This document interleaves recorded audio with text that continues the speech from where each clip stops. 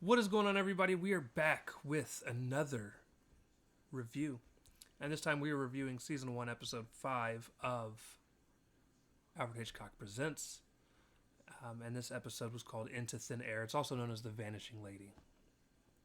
It was directed by Don Medford, written by Marion Cockrell. It looks like Pat Hitchcock and Diana Winthrop might have been the composers. Oh, no, they were. Okay, I'm tripping, yo. It's Pat Hitchcock played Diana Winthrop. Since I can't get that right. And the episode released October 30th, 1955. So, this takes place during 1899, and a British family seems to have come from India and is traveling around in France. And when they get there, they check into a Paris hotel, and they're given a room by the clerk. When they get up there, her mom, Miss Winthrop, her Diana, Diana's mom, is not feeling well. She's feeling very ill, so she lays down. We get a camera pan, and the doctor's there checking her out, and he says, "Oh, looks like it's just a little fever," and then he very quickly panics in a way. Goes and grabs a pad of paper, writes something down on it, walks back over into, walks and meets Diana, and he tells her, he's like, "Hey, I need you to go buy carriage to see my wife.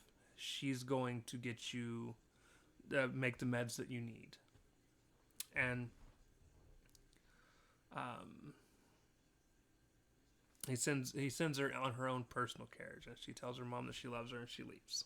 So the reason why she had to go do that, though, is because he said that they didn't have a phone. This comes into play later, and it's an important sorry guys, and it's an important story beat. So she goes on and gets there, and the lady reads the slip that's given to her. She walks into the back, and it takes like 2 to 3 hours, and she finally comes out with the meds. And as Diana's leaving, she hears the phone ring, so she does have a phone. She stops to ponder as the lady closes her door, goes back to the hotel, and all of a sudden, everybody that works for the hotel is now pretending like they don't know who she is. Everybody from the maid to the bellhop to the clerk, and they're saying the doctor's gone, and there's a guy that's actually in that room. And she just doesn't believe it. So she eventually gets put in a room and goes to sleep, wakes up and speaks with the British Embassy over in France. And they take her, they sit her down, they have a conversation with her, and she explains everything that's going on. They pretty much seem to think that she's going crazy. She gets taken back to the room where, she basically explains what the room looks like, and in detail to the main guy that she's working with.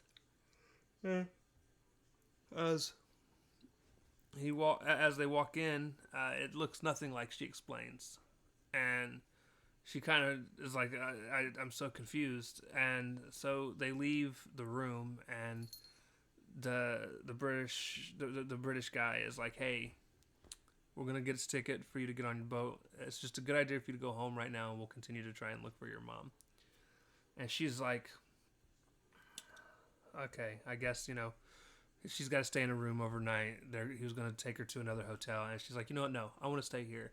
And she goes, basically tells the clerk, "Hey, I want to sleep in that room." And they're like, "We're sorry, it's rented out to somebody else." She's like, "Do you have a bigger room?" And he's like, "Yes." And she's like, "Well, then go ahead and give that person that room, and I'll take the room that I'm requesting." So finally, and basically what spawned all this is she's seen a dude painting a post. And she goes back into they eventually take her into that room so she can look one more time, and she peels off the wallpaper and shows the cop that it's brand new wallpaper that was put up. You can still feel the wetness from it starting to dry, and you can still smell how fresh the wallpaper plaster is. And the British constable, cop, whatever,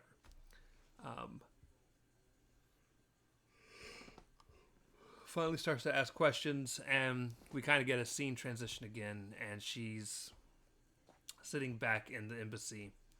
And as they're sitting in the embassy, the main guy that had talked to her, the older gentleman, comes back in to talk to her again, and is basically like, I don't know how to tell you this, but the government is hiding the death of your mom because with the festivities that are going on here, they didn't want people to be paranoid about her dying. She died very, very quickly, and Diana was like, there's no way she died that quickly. She was perfectly fine in the afternoon. They're like, look, she did. She died very quickly, and she's now going to go, and she was like, well, can I at least take her home? And they were like, no, you can't take her home. She died of the bubonic plague, which implies that they would have had to have burned the body.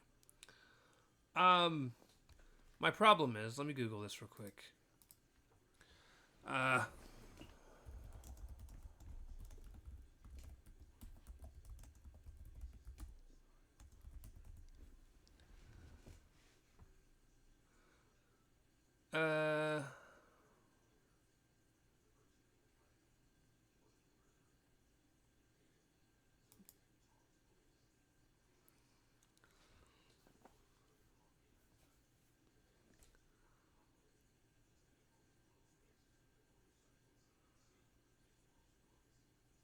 I guess the late 1800s. Okay, so that's what I was looking up.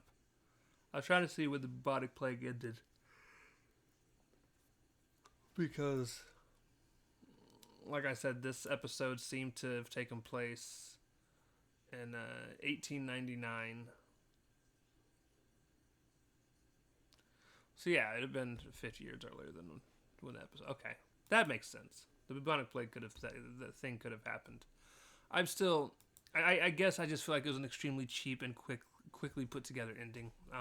Not necessarily a bad way. I just feel like it could have been better, right? Still, as far as all the episodes that we've actually had the opportunity to check out,